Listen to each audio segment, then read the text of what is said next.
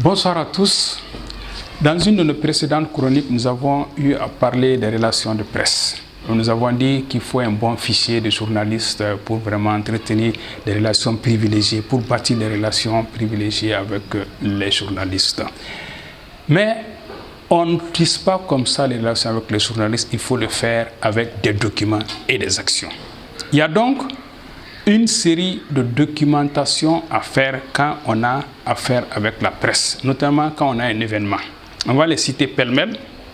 Il y a d'abord le communiqué de presse. Quand vous avez un événement, faites un communiqué de presse, c'est vraiment un papier d'une page au plus, une page au plus, mais qui ramasse un peu l'événement. C'est-à-dire que l'objet pour lequel vous appelez les journalistes, il faudra que ça soit résumé en une page, pas plus. Ça permet aux journalistes d'être vraiment dans l'événement.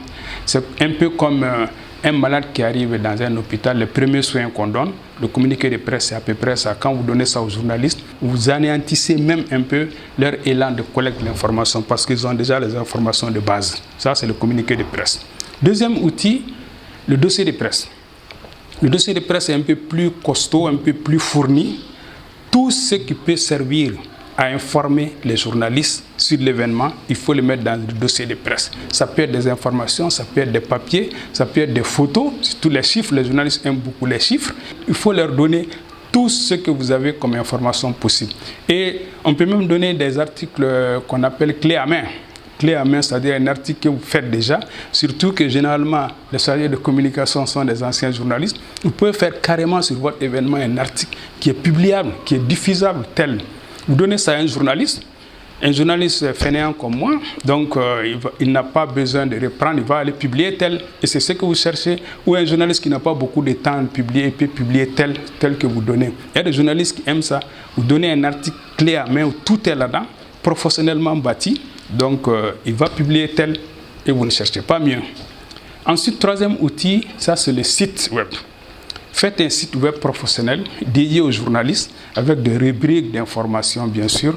Et ça permet aux journalistes même parfois de ne pas se déplacer, d'avoir l'essentiel sur votre site web. Le site web dédié aux journalistes est très important et à condition que vous les entraînez souvent vers le site pour vos événements. Ensuite maintenant, comme action à entreprendre, il y a d'abord la conférence de presse que tout le monde connaît. Il s'agit de réunir tous les journalistes en un seul lieu qui vont poser des questions publiquement, vous répondez publiquement. Donc toutes les questions sont publiques. Il faut faire très attention quand vous organisez une conférence de presse avec les journalistes. Les questions pouvant venir dans tous les sens, il faut vous faire entourer souvent par des techniciens de votre entreprise pour des questions qui vous dépassent. Et les questions sont un peu techniques. Il faut savoir les répondre. Donc, faites-vous entourer souvent par certains cadres de l'entreprise. Bon, il faut aussi essayer de cadrer bien les journalistes parce que les questions, comme je l'ai dit, peuvent être de toutes sortes, y compris contre l'entreprise. Ça, on ne peut pas prévoir ça dans une conférence de presse. Deuxième action qu'on peut mener, ça, c'est les voyages de presse. Les journalistes aiment les voyages. Quel que soit le lieu, quel que soit ça, j'insiste, le journaliste aime voyager parce que c'est un homme de culture qui aime découvrir, que ce soit à Gadiaba, à Nioro du Sahel, à Caille, à Dakar, à Abidjan, à Philadelphie, à Paris, à New York. Le journaliste est prêt à aller partout quand vous le faites voyager. Donc, organisez souvent des voyages d'études pour les journalistes et profitez-en pour les informer sur votre entreprise. Quatrième action qu'on peut mener, ça c'est le cocktail de presse. Les déjeuners de presse. Les déjeuners de presse, il faut souvent les organiser aussi. Et donc ça, c'est vraiment joindre l'utile à l'agréable. Vous mangez en même temps, vous causez sur l'entreprise. Et les journalistes aiment aussi les déjeuners de presse.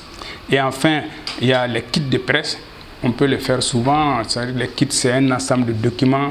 On peut faire un petit sac avec les logos de l'entreprise. Et dans le sac, vous mettez des petits documents utiles. Il y en a qui donnent même des petits téléphones aux journalistes. Donc le kit, c'est vraiment un ensemble d'éléments, d'outils agréables qui ne sont pas obligatoirement des outils d'information, mais souvent des outils de publicité qu'on met dans un sac qu'on donne aux journalistes. Voilà donc, avec ces outils, on peut entretenir et bâtir des relations privilégiées avec des journalistes dans le cadre des relations presse. Merci.